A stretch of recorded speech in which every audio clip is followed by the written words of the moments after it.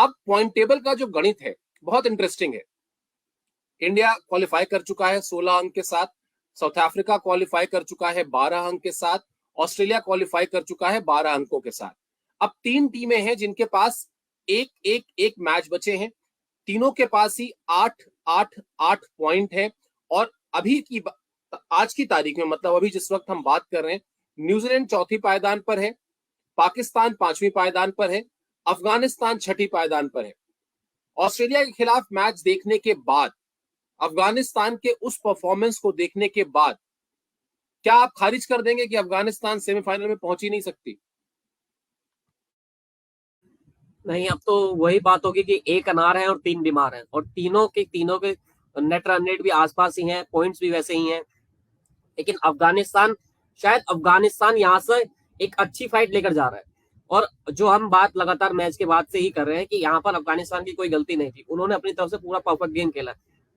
तो अब प्रेशर में साउथ अफ्रीका होगा, क्योंकि साउथ अफ्रीका तो पहले ही सेमीफाइनल में पहुंच चुका है, और अफगानिस्तान के सामने ये ऑप्शन है कि हमारे लिए ये लास्ट मौका है। अगर इसमें हम बेहतर कर पाए, अपना नेट रन रेट सुधार पाए, तो यही है। इसके बाद आपको इससे अच्छा वर्ल्ड कप हम उम्मीद करेंगे कि अफगानिस्तान के लिए हो, लेकिन ये वर्ल्ड कप उसके लिए एक सम बेस्ट रहा, हिस्ट्री में उनके लिए बेस्ट रहा, तो एक मौका है। लेकिन अब बात यहाँ आती है कि हर किसी को जीतना है। न्यूजीलैंड अगर एक मैच जीत जाए तो वहां पर वो भी सेमीफाइनल में पहुंच जाएगा।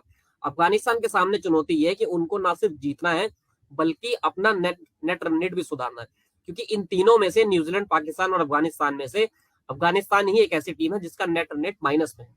और कल उन्होंने फाइट की, अगर वो कल जीत जाते, ऑस्ट्रेलिया के सामने बड़ी जीत उनको मिल रही थी, अगर वो हो पाता तो वो उनको उम्मीद दिखती कि हम सेमीफाइनल में पहुंच जाएंगे।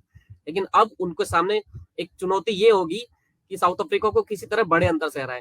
और अभी साउथ अफ्रीका दबाव में है, क्योंकि वो पिछला मैच इंडिया के खिलाफ हार कर आ रहे हैं, और वो भी 83 पर ऑल आउट होकर आ रहे हैं। तो अफगानिस्तान चाहेगा कि जो टैक्टिक्स उन्होंने ऑस्ट्रेलिया के अगेंस्ट अपनाई, अग्रेशन के साथ खेला, बैटिंग में भी बॉलिंग में भी, वही टैक्टिक्स वो अफ्रीका के अगेंस्ट अपनाए, और उम्मीद करेंगे कि रिजल्ट अब की बार जीत के साथ निकलेगा।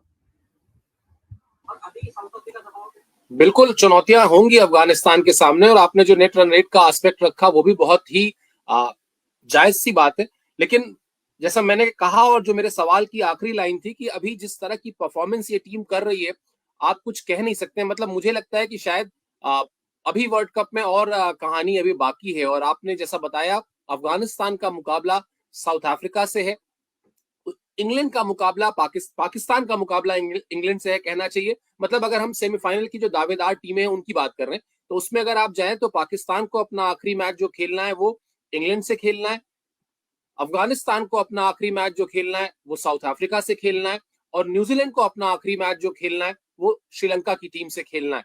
ये तीनों ही टीमें जो सेमीफाइनल की रेस में है, उनके आखिरी लीग मैचेस हैं।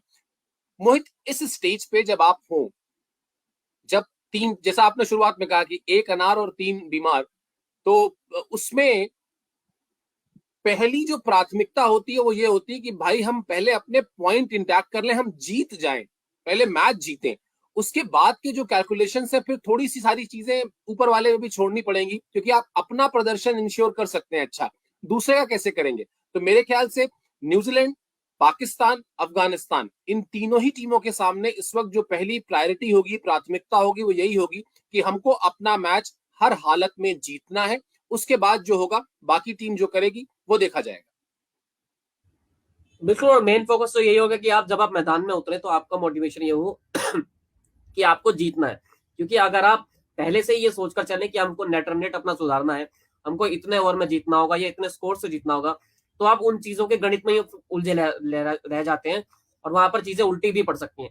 तो आपका, अफगानिस्तान का, न्यूजीलैंड का और पाकिस्तान का फोकस यही होगा कि हम एक जीत के साथ अपने कैंपेन को एंड करें। यहाँ पर अगर जब जब आप ग्राउंड में होते हैं और आपको दिख रहा है कि हमारी जीत आ रही है, तब आप वो कैलकुलेशंस लगा सकते हैं कि यार अब अगर हम 5 ओवर पहले मैच खत्म कर दें तो हमारा नेट रन रेट सुधर जाएगा, अगर हम 3 ओवर पहले विकेट्स करवा दें तो शायद हमारा नेट रन रेट सुधर जाएगा।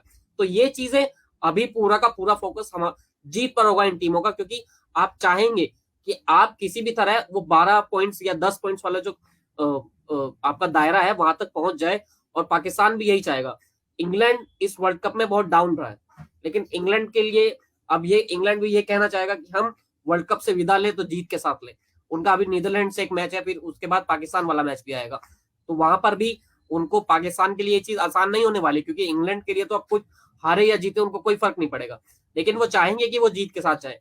अफगानिस्तान और अफ्रीका की बात हमने की, वहीं न्यूजीलैंड का मैच श्रीलंका से है, तो यहाँ पर न्यूजीलैंड हावी लग रहा है, क्योंकि श्रीलंका का प्रदर्शन जिस तरह से लगातार इस वर्ल्ड कप में डाउन गया है, तो श्रीलंका से उम्मीद होगी कि वो ऐसे अगर जाए तो शायद फाइट दिखाए। और एंजेलो मैथ्यूज वाला जो सीन हुआ उसके बाद टीम का एकजुट होना बनता है, क्योंकि टीम ने अच्छा रिस्पॉन्स नहीं किया, टीम ने कहा कि ये उनके साथ सही नहीं हुआ है।